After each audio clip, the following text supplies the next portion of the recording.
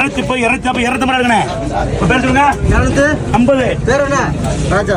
ராஜா 250. என் பேர் இருக்கிறீங்களா? கேளுங்க. 150 ரூபா, 150, 160, 170, 170 மீன் 180, 120, 200 இருக்குண்ணே.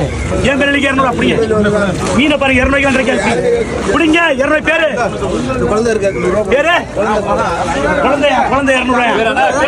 என் பேர் குழந்தை 200. குழந்தை அடுத்த நாள பாருங்க. அடுத்த நாள பாருங்க. கேளுங்க. 1100 ரூபா, 100, 150, 160, 170, 190, 1200. அக்கா அப்படியா? அக்கா அக்கா அக்கா அப்படியா? 1000 அதான் 1200 ரூபா, 250 நாளு 1250 நாள் இருக்குண்ணே.